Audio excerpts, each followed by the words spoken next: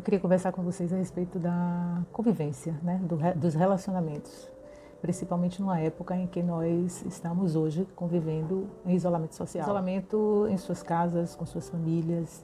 E eu queria propor aqui a gente fazer uma analogia com uma lenda que eu vi há muito tempo, a lenda dos porcos-espinhos. Eles viviam numa era glacial em que essa raça, né, os porcos-espinhos, eles morriam muito e o temor era que não sobrevivessem àquela época de geleiras. E eles pensaram fazer uma tentativa de manter a raça viva, né? Senão eles iam ser dizimados da terra. Então resolveram se juntar, né? Os porcos iriam se unir para que os corpos passassem calor uns para os outros e dessa forma eles pudessem sobreviver. E assim o fizeram. Se juntaram em grupos, diminuíram aquela sensação térmica horrível que eles tinham e que acabavam morrendo de tanto frio, congelavam. Só que surgiu um outro problema, né? E esses espinhos, eles perfuravam, quando estavam juntos, eles perfuravam uns aos outros e eles acabavam se ferindo muito e dessas feridas eles acabavam falecendo também. Então viram que não era a solução. Essa junção acabava matando a mesma quantidade de porcos que antes, separados e vivendo naquele frio. E voltaram a ficar separados.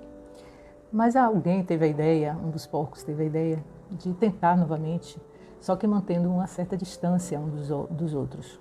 Que se juntassem, que se agrupassem, mas que não fossem tão próximos, de forma que aquelas estruturas pontiagudas dos porcos não perfurassem, não penetrassem na carne uns dos outros. E assim o fizeram.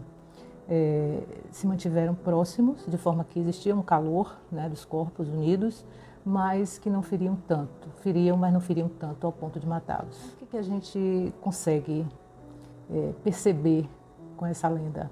Se a gente guardar uma determinada distância, né, uns dos outros, respeitar essa distância que é a individualidade de cada um, essas feridas, né, que a gente tem na convivência talvez não sejam tão fortes assim e a gente consiga respeitar o outro e sobreviver a essa convivência confinada que hoje a gente está passando, né?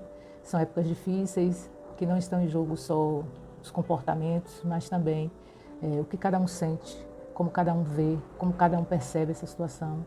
E a gente precisa ter mais cuidado ainda uns com os outros. Então eu percebo que é preciso ser mais paciente, mais tolerante, perceber que para o outro também está difícil e buscar o diálogo.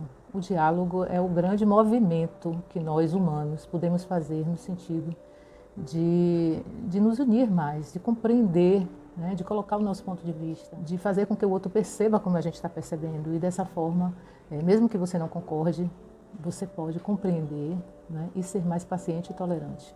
Então acho que essa lenda ela traduz um pouco, né, dessa necessidade que a gente tem de estar juntos. É uma necessidade, a gente precisa estar juntos e em família, que é onde a gente mostra o lado bom e o lado ruim, né? Porque a gente não sei por que a gente acha que tem o outro da família tem a obrigação de nos aceitar do jeitinho que nós somos. Nós às vezes esquecemos as regras sociais básicas, né, de convivência, dar um bom dia, uma boa tarde, perguntar como está, se preocupar um pouco com o outro, né, estar com o outro verdadeiramente, não estar no celular o tempo todo, não estar na televisão o tempo todo, mas dar um pouco de atenção, entender que aquele ser igual a nós tem carências, tem dificuldades, né, tem as diferenças.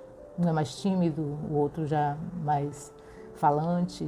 E a gente se colocar no lugar do outro, né? Fazer esse exercício de empatia. A gente nunca vai estar no lugar do outro, mas a gente pode perceber o impacto da nossa comunicação no outro e fazer sempre o que a gente gostaria que o outro fizesse conosco. Então, vamos sobreviver, vamos nos juntar e tentar compreender o outro de forma que a gente não se fira tanto, mas que suportemos as feridas que fatalmente irão acontecer e é preciso ter tolerância, porque sairemos todos bem.